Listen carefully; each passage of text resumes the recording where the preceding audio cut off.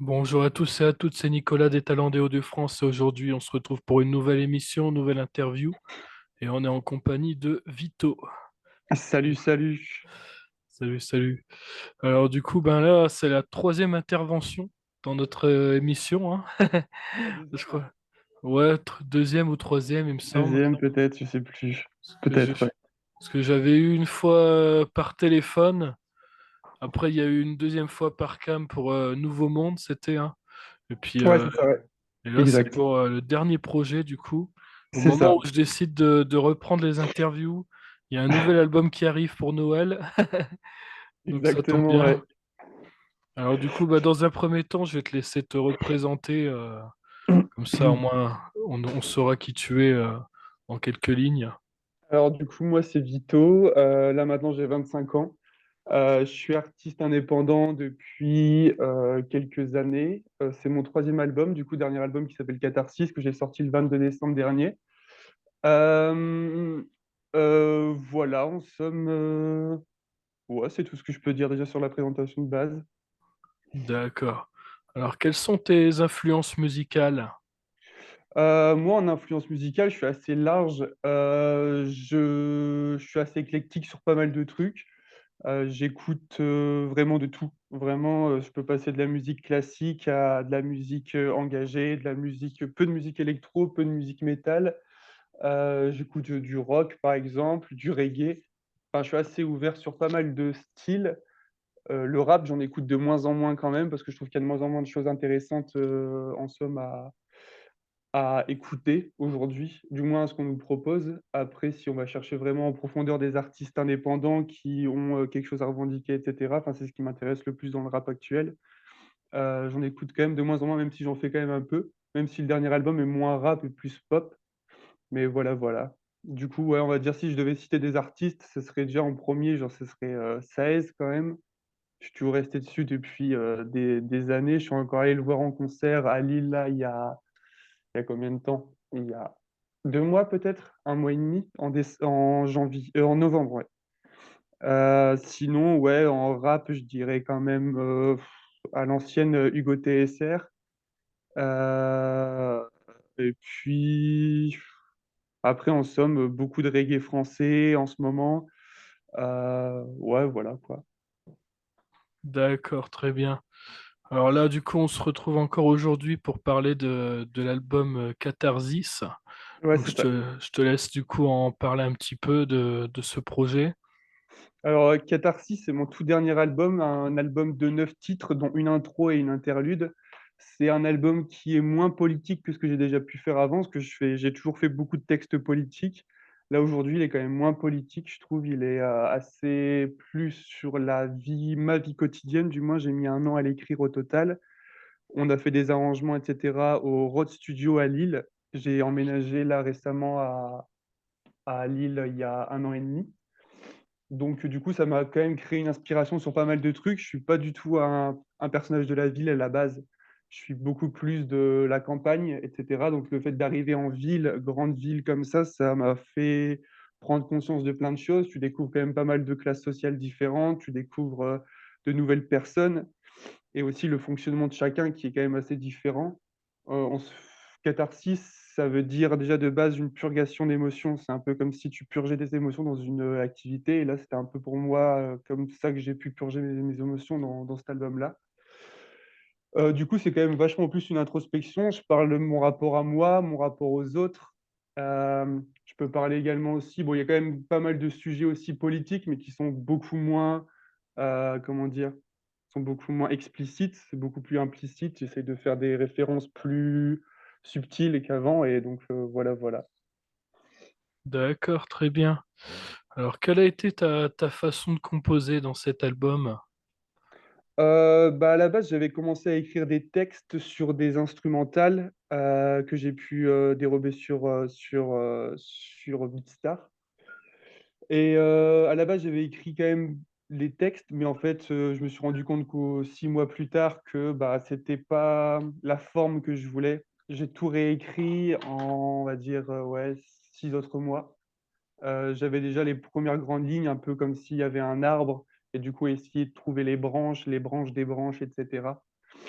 J'ai tout réécrit et puis on a tout enregistré, du coup à Lille. On a fait des arrangements pour du coup essayer d'incruster aussi parce que j'ai une intro et une interlude et on a essayé de faire des arrangements le mieux possible pour faire en sorte que dans le stream, ce soit le plus fluide, qu'en fait, il y a un lien, une ligne directrice aussi dans l'album.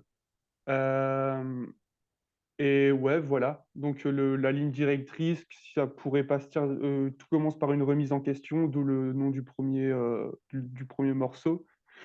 Hem, Dans Monopoly, le deuxième titre, j'aborde plutôt le système, mis en place, un peu la vision superficielle des gens. Hem, Ensuite, l'enfer, c'est les autres. Du coup, c'est forcément mon rapport aux autres, comment on perçoit les choses. Joie en moi, c'est plutôt un rapport avec l'addiction. J'attends Godot, c'est justement le fait qu'on procrastine constamment, qu'on a toujours la flemme, qu'on bouge jamais et que du coup, on attend toujours quelque chose qui n'arrivera jamais. Il y a beaucoup de références littéraires aussi dans ce dernier album. J'ai fait des références, du coup, j'attends Godot par rapport En attendant Godot de Beckett, qui est une pièce de théâtre. Je fais des références aussi à Baudelaire, je fais des références à Rimbaud, Verlaine, des références à, Sartre avec L'enfer c'est les autres, par exemple.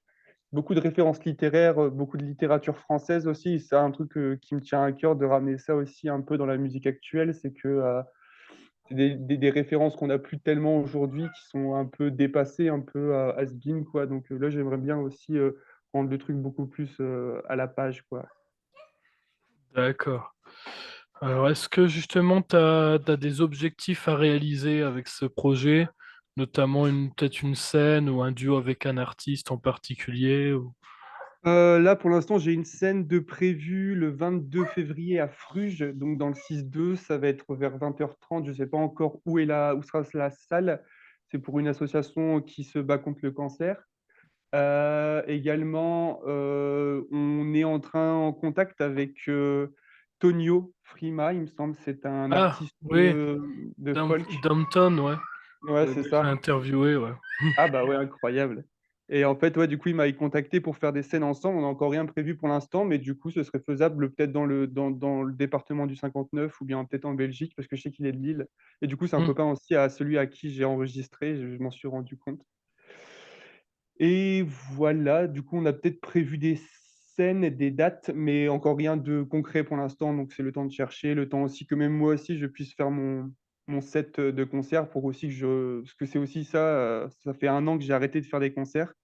Mon dernier concert, ah non, j'en avais fait un quand même cet été, mais l'un de mes derniers concerts, c'était en novembre, sans compter celui de cet été à Dour. J'ai arrêté pendant environ 1 an parce que, en fait, ça faisait 3 ans que je faisais toujours les mêmes chansons et cetera et ça devenait un peu, rébarbatif au fur et à mesure, quoi. D'accord. Alors, est-ce que tu as des projets futurs en cours de réalisation, comme des clips ou... Hem, Là, ouais, peut-être, pas vraiment des clips, mais peut-être que je vais essayer de faire des shorts pour, Insta ou un truc comme ça, parce que je sais qu'aujourd'hui, c'est quand même pas mal visionné. Des trucs archi simples, hein, vraiment sur le montage, d'aujourd'hui. Mais sinon, non, j'ai pas prévu spécialement de clip pour cet album-là parce qu'en fait, question de moyens et cetera, j'aurais voulu faire un truc archi propre, mais ça coûtait vraiment beaucoup trop cher. Je préfère peut-être plus me réserver pour 2024 à faire un beau clip, sur un seul single, quoi, ou 2 peut-être. D'accord. Alors, quel conseil tu donnerais justement à quelqu'un qui veut débuter dans la musique? En somme, de persévérer, parce qu'en somme, de devenir, musicien ou juste chanteur ou juste, rappeur ou quoi que ce soit, c'est quand même du travail. J'ai commencé la guitare, moi, quand j'avais, ouais, 14 ans, 15 ans peut-être. Et c'est vrai qu'au début, moi, la première année, les 2 premières années, c'est quand même assez compliqué d'avoir des résultats directs. Moi, je pensais que ce serait surtout de persévérer, puis d'aimer aussi de faire ce qu'on fait. Je sais qu'il y a beaucoup de musiciens aussi qui sont passés par le conservatoire et c'était tellement un engagement strict et avec, des tellement carré qu'en fait, on oublie le plaisir de la musique. Je pense que c'est de persévérer et d'aimer, faire ce qu'on fait à la base. D'accord. Alors, Quelle est ton opinion aussi justement sur l'importance des plateformes de streaming dans l'industrie musicale aujourd'hui? L'importance aujourd'hui, je trouve que ça fait un peu brouillon aujourd'hui les plateformes de streaming parce que avant on avait un peu cet esprit-là des plateformes où en fait on aujourd'hui tout le monde peut trouver, bah, peut mettre ses chansons sur plateforme. On peut trouver de la qualité comme de la moins bonne qualité. Je j'accorde peu d'importance en vrai au streaming, même aux chiffres. Aujourd'hui, maintenant, je me suis détaché de tout ça.